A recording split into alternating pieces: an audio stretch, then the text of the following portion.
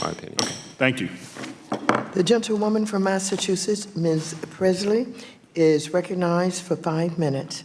Thank you, Chairwoman Waters. I really do appreciate your continued leadership in returning this committee to its oversight role. And I want to emphasize to you, Mr. Marcus, and to my colleagues on both sides of the aisle, the reason we are here today is oversight, or more accurately, the lack of oversight in this space.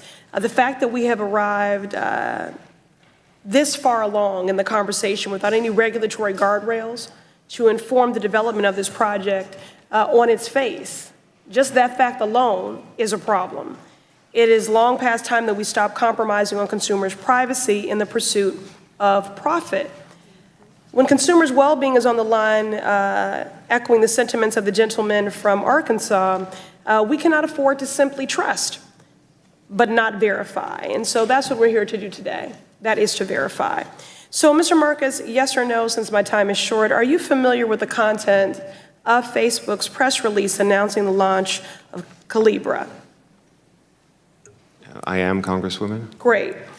At the end of your press release, there is a disclaimer that states, and I quote, "These forward-looking statements may differ materially from actual results due to a variety of factors and uncertainties, many of which are beyond our control," unquote. In it, you go on to admit that this is all, quote, "based on assumptions that you believe to be reasonable," unquote, as of the date of this press release. Chairwoman, I ask for unanimous consent to submit to the record Facebook's press release announcing the launch of Libra. Without objection, such is the order. So yes or no, would you trust your money with a company that essentially admits it's just winging it? Congresswoman, I don't believe that is the case, and this is why we've shared our white papers and our ideas. Reclaiming my time. The disclaimer ends by saying that, quote, "You undertake no obligation to update these statements as a result of new information or future events," unquote. But again, moving on. On the issue of underbanking, which is an issue this committee is very committed to addressing under the leadership of Chairwoman Waters, Representative Beatty was citing your white paper where you identify 1.7 billion people globally who lack access to financial institutions. That is a lot of people. Half of all adults who don't have bank accounts are living in just 7 countries: Bangladesh, China, India, Indonesia, Mexico, Nigeria, and Pakistan. Yes or no, are any of Libra's 27 partner organizations based in these countries?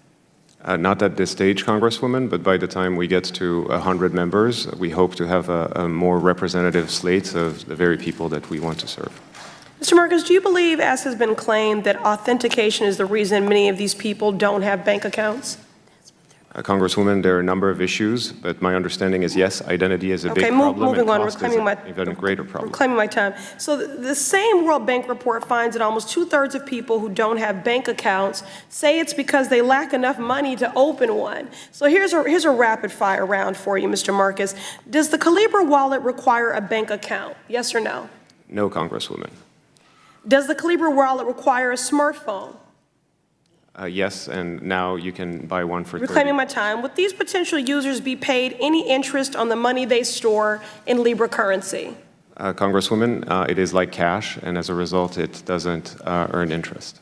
Okay. So if your solution to the world's unbanked is a currency that requires them to have a bank account, a smartphone, and no returns on their savings, I'm not actually sure you really understand what the source of and root of the problem really is.